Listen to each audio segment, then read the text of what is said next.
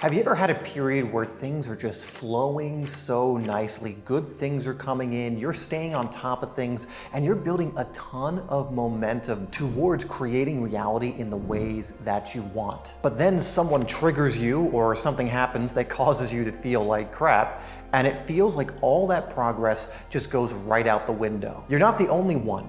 Many people have had that kind of sensation and experience of continually taking one step forward with all this, but then one step back continuously, almost like in a loop, so you're actually never making any progress. I've fallen into this myself at times as well. However, the solution isn't to try and avoid all the situations that would derail you or trigger you, because that would actually be impossible. The real solution is to learn how to master your emotions so that these things that normally knock you off course no longer do. This way, you are either not being influenced by things that used to trigger you, or even if they get you a little, you know exactly how to get back on course quickly. And why this is so crucial is because when you have mastery over your emotions, you're able to send out a better energetic frequency that is more clear and more powerful. And when we don't have mastery of our emotions, we send out a weak energetic frequency that is chaotic, unclear, and even worse, brings in more of what you don't want versus what you do want. Mastering emotions, therefore, is a core master skill when it comes to reality creation. It is something we have to get better at if we really want to live the life that we dream of living. It really can make all the difference. So in today's video, we are going to dive deeply into how to master your emotions, giving you some actual practical tools and next steps to do this so that you can start getting results quickly.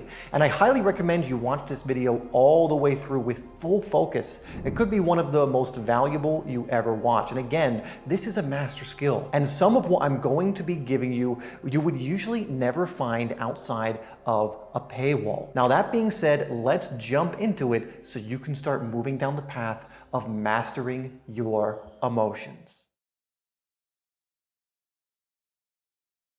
So when it comes to creating our reality, mastering our emotions are crucial for a few reasons, and I'm going to give you what those reasons are. Now, one of those reasons is our emotions actually act as a guiding system or a guidance system that allow us to know if we're on track moving closer towards our goals or if we're off track moving away from them. When you feel more positive emotions, this means you're actually more on track. It should be filling you up with joy and excitement and love and gratitude and peace when you are moving in the direction of aligned goals. However, when you're not moving in that direction, it feels like you're not being yourself. It feels like you're disconnected. You feel maybe fear, guilt, shame, all these different things, which is feedback that you're actually off course. And like I mentioned in the intro, we are always sending off a signal, a frequency. What determines what this frequency is and how powerful it is simple. It's our emotions. And our emotions are energy in motion. So if we are in what we can call denser emotions most of the time, so this is lower emotions like guilt, fear, shame, apathy, and so on, this is the signal we are sending out and will attract the like kind of back into our life. And this is a law of the universe that I've covered in other videos and why this is the case.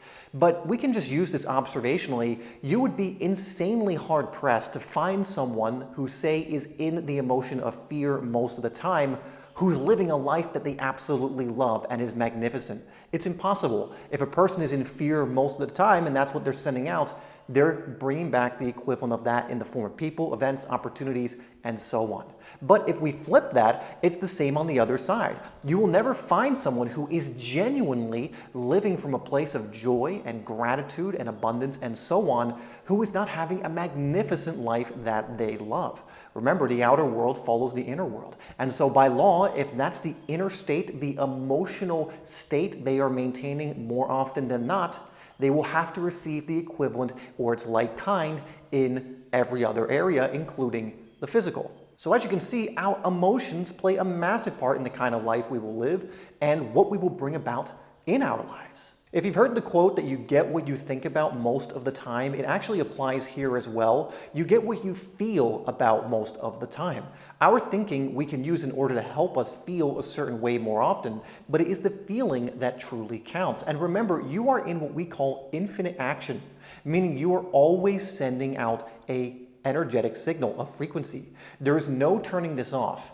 And this is what true masters understand and what those in actually elite circles have been taught for generations, knowing that they are in what's called infinite action. You are always sending out that signal, and they knew and still know the power in mastering your emotions, because what's that do? It allows you to control the kind of signal that you're sending out. Now, what's important to understand about infinite action and where you are emotionally is, where do you live versus where do you visit emotionally? Where you live is what you will end up getting more of. If you visit some other things every now and then, it's not a problem. But if you spend the most of your time in the positive emotions and act upon those, then you're going to start getting events, opportunities, people, and so on that correspond with those more positive emotions. But again, it works the opposite way too. If most of the time you're living in a place of lower emotions, that's what you're going to start receiving, or probably have been receiving up until now. So because of this, emotions really is the whole game. So if you learn to master them, you will become a reality creation master. You will be able to focus on what you want to send out energetically and create what you want in your life as a result. So it's obviously important to improve and eventually master our emotional abilities. And that sounds great, but how do we actually do this? So there are a few things we need to look at so that we can actually start working with our emotions naturally instead of working against them, and so that we can eventually get to a point of mastery. Now, understand that mastering your emotions doesn't mean we are resisting them, in the same way that mastering life doesn't mean we try to enslave life to do our bidding or fight against it. We work with it and utilize natural laws that are immutable in order to work with our emotions or work with life. However, when you do get really good at this, you will be able to uproot emotional patterns and other things that have been sabotaging you, and also be able to intentionally tune into the emotions you want to tune in, which will help you intentionally create more of what you want in your life. You will have way more control over this than basically the whole population on Earth. 99.9% of people haven't even gone down the pathway to mastering their emotions. And so this becomes almost like a superpower in this day and age. There are two things I want you to focus on when it comes to what we're talking about here that are going to really set you down this path in a powerful way. The first one is called letting go techniques. This is when we release and remove certain emotional patterns, identities, and other things that you have within you right now, that you have strong neural connections towards, that are in your subconscious, all have an emotional flavor to them. The emotions are what really gives them the charge, the energy. And so we need to uproot many of these that are ultimately triggering you and causing so many of these patterns that are derailing you from thinking the way you want to think or feeling the way you want to feel. Again, I'm going to give you some tools in the last part of the video to help you do this. Second, we need to learn how to tune in, amplify, and recover. And this is equally as crucial as letting go, because if you're doing all the letting go techniques, you're still way ahead of most people. But if you're then not tuning in, amplifying, and learning how to recover so that you're staying in what you want to be in most of the time, then you're still not going to get what it is that you want. You see, most people trip up because they think if they do something a little bit each day, that their whole reality is going to change. And although this is better than nothing, again, it all comes back to, what are you feeling most of the time? What transmission are you sending out most often? And this is ultimately what's going to grow in your life. You know, where focus goes, energy flows. And what you give your focus, essentially where you're putting the energy in your life, grows. It expands. So if you maintain a state of joy for, say, 10 minutes a day, but fear for the rest, what are you going to get? That's right, more results of fear, more thoughts about fear, more things in your reality to make you feel fearful, and manifestations in line with fear. And this is why we need tools that help us to stay tuned into the states we want to be in, to amplify these states once we get good at this, to make the signal we send out even more powerful, and to be able to recover quickly if we fall off the horse and drop into some more negative emotions. Just doing these two things, letting go techniques and tune in, amplify, recover, will change your entire life, because it's going to change your entire relationship with emotions, which is going to change entirely the signal you're sending out, which is going to change entirely the opportunities, events, people, circumstances that come into your life. Now, that may seem simple, But in practice, it can be anything but easy if you've been in more negative emotions most of your life. However, remember, a new future is always available. If you let go of certain patterns while also doing your utmost to tune in, amplify, and recover, things by law have to change for the better. And again, we're going to be going over some tools and techniques that are some of the best you can get for this, that are going to help you do both of these things. So now you have some more awareness into why it's so important to gain a mastery over our emotions. What this is doing when it comes to reality creation, it really is so much of the game. And that's great, but you may not know how to approach this. This might be new to you.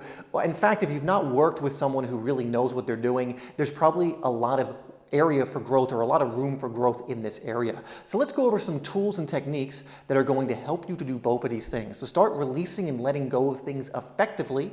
So you're kind of getting them out of your energetic body, so to speak, and putting your focus on other things. And then some things that are going to help you to tune in, amplify, and recover, which again is such an overlooked aspect of this, but it's so crucial. Again, you're in infinite action, always sending out a signal, so we have to do this. So first, let's go over not allowing emotions to derail us in the moment, because this is where most people trip up. They're having a good day, things are going well, maybe they've gotten some inspiration, some motivation, and then they spill their coffee. Or that person they don't like just comes into their life and does things, right? Or whatever else happens that derails people. And then some people, a lot of people actually, the rest of the day they're in a negative state, or they find it really hard to get out of that state.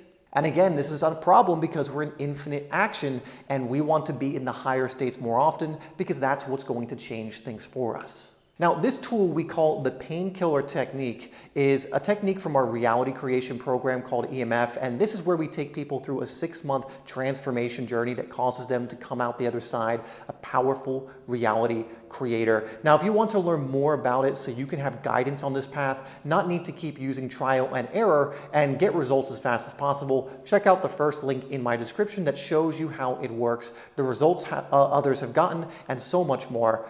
Now, let's jump into this tool, like I said, and the reason we call this the Painkiller is because this is a very fast-acting tool that you use in the moment. When used effectively, you can release an emotion that's triggering you in 60 seconds or less. Now, there may be some more deep-rooted patterns that if you keep getting triggered by, you will need to do deeper letting go techniques, which I'll give you some resources for at the very end or where you can go find them. But this is going to be great, again, to not keep getting derailed every moment of the day or multiple times during the day. So here's exactly what you do. First, we call it wake up. You are probably unconscious, so get present. Catch yourself sleeping awake. So whenever you feel the emotions and you feel like you're about to be unconscious about it, start thinking unconsciously about it, to start reacting to it, you just need to snap yourself awake, take a deep breath, and get into the moment. Wake yourself up and get into the moment. This is so you don't get owned by the emotion and it takes you on a journey you ultimately don't want to go on. So we need to take back control and wake up. The second thing you're going to do is what we call identify and locate.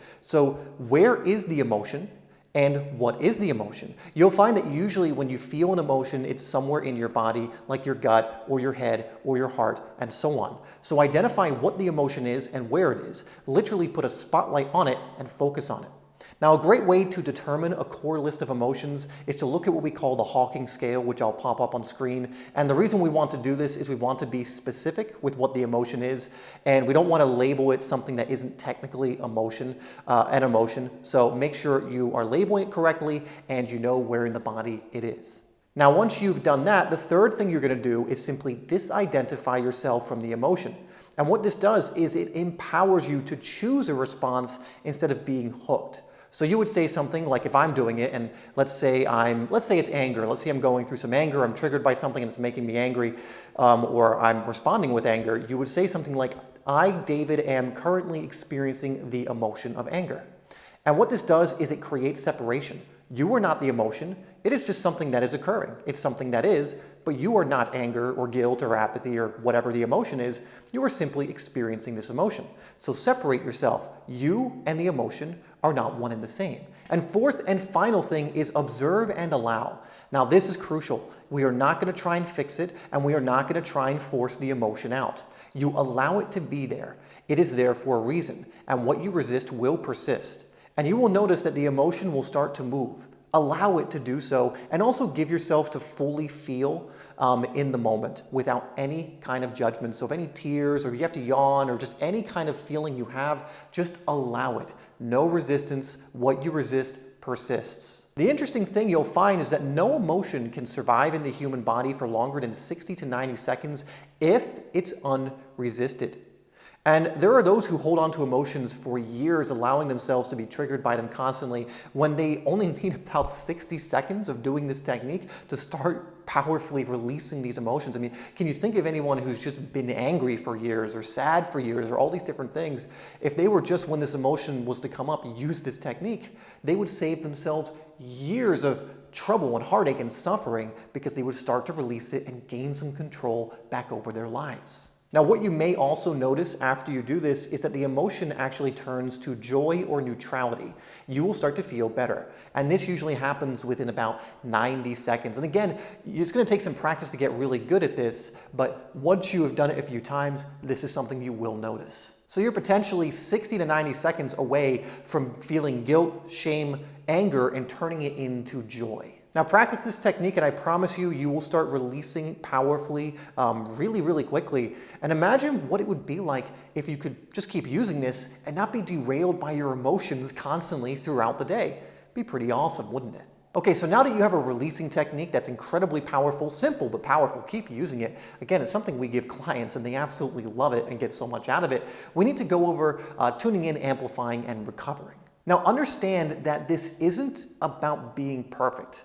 Ultimately, the game is how quickly can you recover. The game is to feel good now or feel better now, but to recover and get back on the horse as quickly as possible when you fall off. Again, a lot of people fall off the horse and don't get back on for weeks sometimes, or even longer. How quickly can you get back to a feeling good place after you fall off? You can use letting go techniques and then amplification techniques and so on, but how quickly can you recover? And again, at first, you might be falling off the horse a lot. You might be forgetting to do the techniques to get you back on the horse. As soon as you wake up, as soon as you remember, your goal is to try and get back on the horse, to feel a little bit better than wherever you're at right now, and then a little bit better from there, and then a little bit better from there until you're back up on the horse, feeling good, sending out that signal. And so here is a method that I give clients that is going to help you not only stay on the horse, but basically give you a list of things that help you get back on the horse as well. And so whenever you fall off or you want to amplify your energy,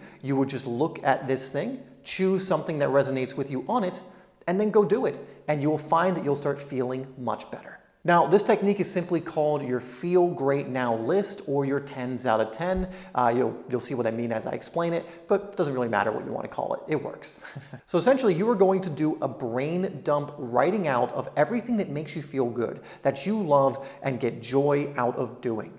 And so give yourself 3 to 5 minutes to simply free write. Let everything pour out. Don't stop writing until those 3 to 5 minutes are up, and there's no silly answers, just let everything come through that you enjoy, that excites you, that you love to do. Then you're going to go back through this list to each thing you wrote out one by one and ask yourself, is this a 10 out of 10 for me? Or from a scale of 1 to 10, how much does this actually excite me? How much does this put me in my heart or is joyful? And then just put that number next to whatever it is you're doing it on, and then move on to the next one. Now, anything that got a 9 out or a 10 out of 10, I want you to then write out neatly on a separate list. And now what you have is a list of things that literally put you into a feeling good place or can help you recover when you're in a lower place. And simply the trick is, when you're in a pretty low place and you want to raise your energy, you want to get back on the horse, you want to amplify your energy even, you're going to do something on this list. Again, it could be as simple as go for a walk in nature, sing, dance, play with a pet.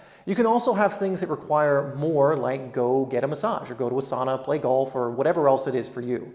And you want to have a mix of things that are easy to access, like singing, and some that are more of a treat, like going to get a massage or going to the sauna or whatever else. And this way, you will always have a list of things that you can easily use, as well as things that are more of a treat, to feel good now. You'll know just by looking at this list, if I do one of these things, I'm going to start feeling better. So now that you have a releasing technique that's super powerful, the feel good now list, which is going to help you to stay in that feel good place, which ultimately is going to send out that signal more often, I want to give you one more thing that's so powerful that's going to help you to stay tuned in more often. And this is to control your mental diet and to be very intentional with it. You see, what you consume mentally is going to be transmitted out. Meaning if you're watching the news or a negative TV show or movies that are, again, calibrated to say fear, guess what you are then going to transmit out as a result? That's right, fear. If you're watching stuff that distracts you on social media, or you're browsing and doing that thing like on Facebook or TikTok or whatever, just going like this and like mindlessly doing it, what signal are you sending out? Again, it's so crucial to understand this idea of infinite action. You at every moment are sending out that signal. So as you're scrolling, you're sending out that signal. As you're watching the news and it's putting you in fear, you're sending out that signal. And so I would invite you to be very intentional with what you give your attention to be very intentional with your mental diet. Because in the same way with a physical diet, it determines so much of your physical health, your mental diet is going to go a long way to determining your emotional health and what you're going to be sending out. And so if you're exposing yourself to good practices, reading really good books, you're getting coaching or mentorship that's putting you in the right direction, you're watching good videos and you're doing that more often, and you're avoiding the other stuff that would put you in fear, guilt, shame, now suddenly you have a really good mental diet, which is going to lead to really good results. And again, if you want to guarantee that over the next 6 months you are given the best mental diet you can possibly get to basically ensure you transform into the best version of yourself, you can check out the case study for EMF below. Now, I mentioned letting go in this video and gave you a nice in-the-moment releasing technique, but letting go goes so much deeper than this, and again, is so crucial when it comes to mastering emotions, removing things that no longer serve you. And so I would have you go watch this video next, where I dive even more into letting go, give you more techniques, and really just give you so much more value that's going to help you as you do this. Again, it's one of the most important things when it comes to mastering emotions, so it's the perfect next video for you to go watch if you want to continue to pull this thread.